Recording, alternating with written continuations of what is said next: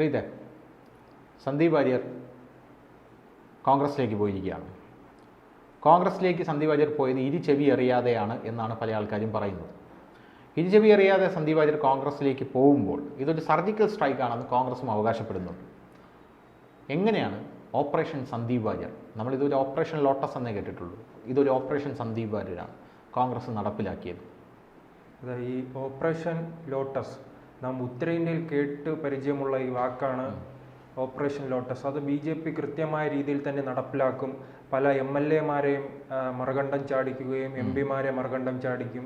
അതോടൊപ്പം തന്നെ ഈ അരുണാചൽ പ്രദേശിലെല്ലാം ഒറ്റ രാത്രി കൊണ്ട് ഈ സർക്കാരിനെ തന്നെ BJP സ്വന്തം പാളയത്തിൽ മുഴുവനായി തന്നെ എത്തിച്ചിട്ടുണ്ട്. അതോടൊപ്പം നാം ഗോവയിലെല്ലാം നോക്കുകയാണെങ്കിൽ തെരഞ്ഞെടുപ്പ് കാലത്ത് ഏറ്റവും വലിയ ഒറ്റ കക്ഷിയായി മാറാൻ കോൺഗ്രസിന് കഴിഞ്ഞിട്ടുണ്ട്. പക്ഷേ അതിനു മുമ്പ് തന്നെ സർക്കാർ പല പാർട്ടികളെയും കൂട്ടിച്ചേർത്ത് സർക്കാർ രൂപീകരിക്കാൻ വരെയുള്ള കഴിവ്, അത്തരത്തിലുള്ള ചടുലമായ നീക്കങ്ങൾ BJP നടത്തുന്നത് നാം കണ്ടിട്ടുണ്ട്. അതിന് സമാനമായ രീതിയിലാണ് ഈ സന്ദീപ് വാര്യറിനെയും കോൺഗ്രസ് തങ്ങളുടെ ക്യാമ്പിലേക്ക് എത്തിച്ചിരിക്കുന്നത്.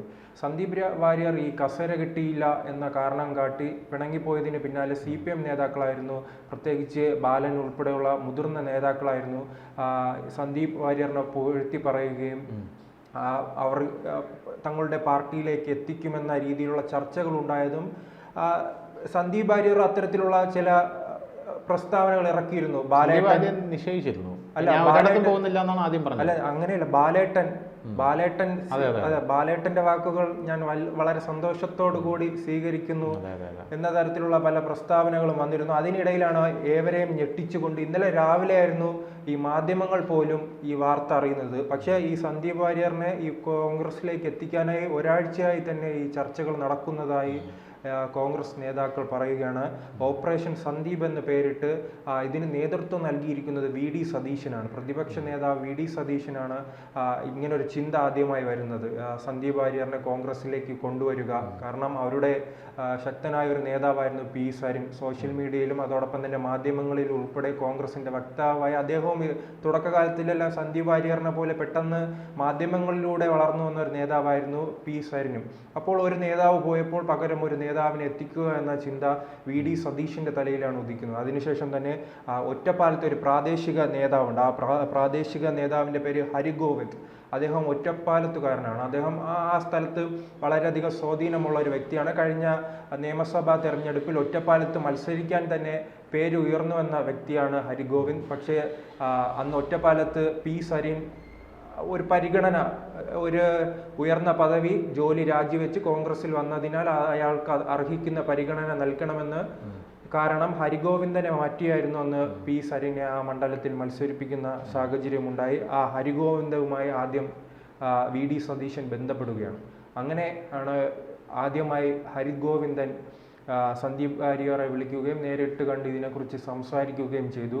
പക്ഷേ തുടക്കത്തിലൊന്നും അദ്ദേഹം ഇതിന് തയ്യാറായില്ലെന്നാണ് പറയുന്നത്. തൻ്റെ പ്രസ്ഥാനത്തിൽ ഉറച്ചു നിൽക്കുമെന്നെല്ലാം പറയുന്നു. അതിനിടയിൽ ഒരു തമാശയുണ്ട്. ഈ ഹരിഗോവിന്ദൻ തുടക്കം സന്ദീപ് വാര്യറിനെ കണ്ടപ്പോൾ പറഞ്ഞത്, ഗാന്ധിജിയെ പോലെ സനാതന ഹിന്ദുവായി കോൺഗ്രസിൽ നമുക്ക് പ്രവർത്തിക്കാമെന്ന് പറഞ്ഞാണ് ഇങ്ങോട്ട് കൂട്ടിക്കൊണ്ടു വന്നതെന്നാണ് ഹരിഗോവിന്ദൻ പറഞ്ഞിരിക്കുന്നത്. അതിനുശേഷം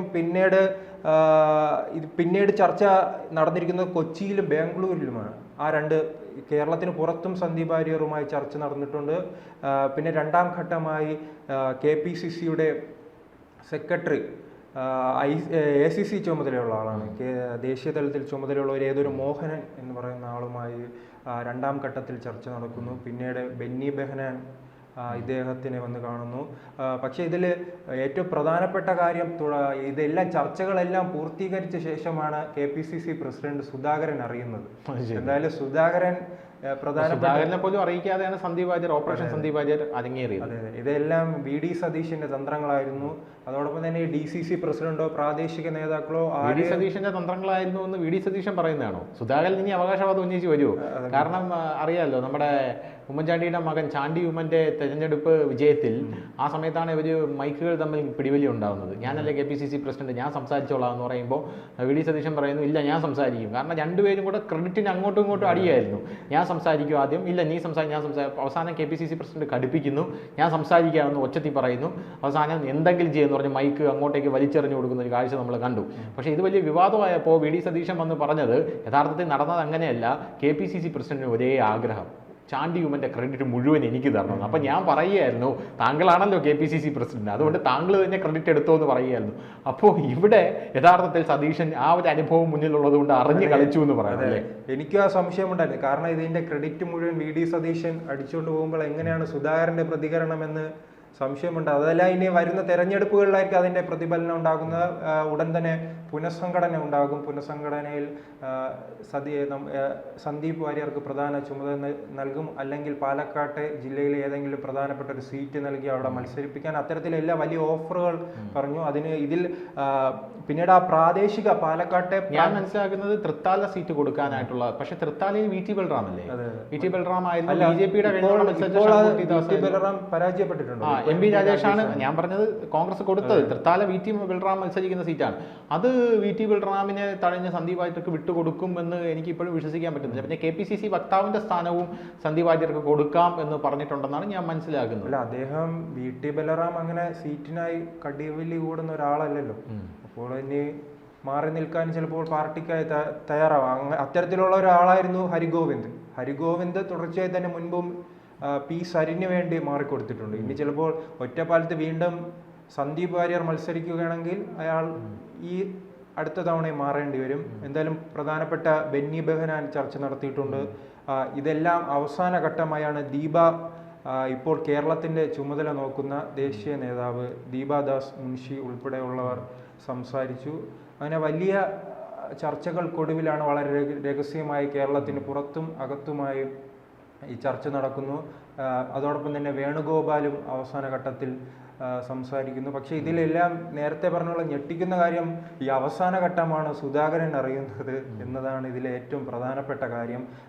ഇങ്ങനെ ഇത്തരത്തിലുള്ള പ്രവർത്തനങ്ങൾ ഒരാൾക്ക് മാത്രമാണ് ഗുണം ചെയ്യുക. അത് 2026 നിയമസഭാ തെരഞ്ഞെടുപ്പിലേക്ക് അടുക്കും തോറും അത് VD സതീശനാണ് ഗുണം ചെയ്യുന്നത്. VD സതീശന് പ്രധാനമായി പല എതിരാളികളുണ്ട്. മുഖ്യമന്ത്രി സ്ഥാനാർത്ഥിയുമായി ബന്ധപ്പെട്ട് രമേശ് ചെന്നിത്തല പ്രധാന എതിരാളിയാണ്. രമേശ് ചെന്നിത്തല, അതോടൊപ്പം KC വേണുഗോപാലും സാധ്യതയുണ്ട്. പക്ഷേ അദ്ദേഹത്തിന് അനുകൂലമായ ഒരു തരംഗം ഉണ്ടാക്കാൻ VD സതീശന് കഴിഞ്ഞിട്ടുണ്ട്. പല ഉപതെരഞ്ഞെടുപ്പുകളിലും അദ്ദേഹം പറയുകയാണ് ഇവിടെ ജയിക്കുകയാണെങ്കിൽ എൻ്റെ വിജയം, പരാജയപ്പെടുകയാണെങ്കിലും അതിൻ്റെ ഉത്തരവാദിത്വം പൂർണ്ണമായി ഞാൻ ഏറ്റെടുക്കും എന്ന് പറഞ്ഞുകൊണ്ടാണ് അദ്ദേഹം മുന്നോട്ട് പോകുന്നത്. അത് ഒരു രാഷ്ട്രീയ നേതാക്കളോ കോൺഗ്രസിനുള്ളിൽ തന്നെ അങ്ങനെ ഒരാളും ആരും പറയാൻ ധൈര്യം കാണിക്കുന്നില്ല. അത്തരം ഈ അണികൾക്കിടയിൽ തന്നെ വലിയ സ്വീകാര്യത ലഭിക്കുന്നു ഇത്തരത്തിലുള്ള സർജിക്കൽ സ്ട്രൈക്കുകൾ. അത് നമുക്ക് ഈ പദ്ധതിയിലൂടെ തന്നെ മനസ്സിലാവും. സന്ദീപ് വാര്യറിലെ ഈ കോൺഗ്രസിലേക്ക് എത്തിക്കാനുള്ള ഈ ശ്രമത്തിലൂടെ തന്നെ അദ്ദേഹത്തിൻ്റെ കഴിവ് മനസ്സിലാക്കാൻ കഴിയും. പക്ഷേ ഈ VD സതീശൻ വളരെ സ്നേഹമുള്ള ഒരു വ്യക്തിയുമാണ്. കാരണം അല്ല, കുറച്ച് നാളുകൾക്ക് മുമ്പേ അവിടെ തിരുവനന്തപുരത്ത് മാതൃഭൂമിയിൽ ഒരു പുസ്തകമേള നടന്നിട്ടുണ്ട്. പുസ്തകമേള സാഹിത്യ അത് നടന്നിട്ടുണ്ട്. അപ്പോൾ അതിലെല്ലാം സന്ദീപ് വാര്യർ ഈ VD സതീശനെ വലിച്ചു കീറുകയാണ് ചെയ്യുന്നത്. ബുക്ക് വായിച്ചെന്ന് പറഞ്ഞ വലിയ ആളൊന്നും ആവൂല, VD സതീശ പാഴാണ്, അത്തരത്തിലുള്ള വാക്കുകളാണ്. കേരളത്തിൽ പ്രതിപക്ഷമില്ല, പിണറായിയുടെ തെറ്റായ ഭരണം ചൂണ്ടിക്കാണിക്കാൻ VD സതീശനാവുന്നില്ല, അദ്ദേഹം പുസ്തകം വായിച്ച് വലിയ ആളായി ഇങ്ങനെ ചുറ്റി നടക്കുകയാണെന്നെല്ലാം പറയുമ്പോഴും ആ വൈരാഗ്യമെല്ലാം മറന്ന് എന്തായാലും സന്ദീപ് വാര്യറിനെ ഇവിടെ എത്തിക്കാൻ കഴിഞ്ഞിട്ടുണ്ട്. എത്തിക്കാൻ കഴിഞ്ഞത് എന്തായാലും സന്ദീപ് വാര്യറിനേക്കാൾ ഗുണം കോൺഗ്രസിനാണ്. P സരിൻ പോയ ഒരു വിടവുണ്ട്, ആ വിടവ് നികത്താനും കഴിയും.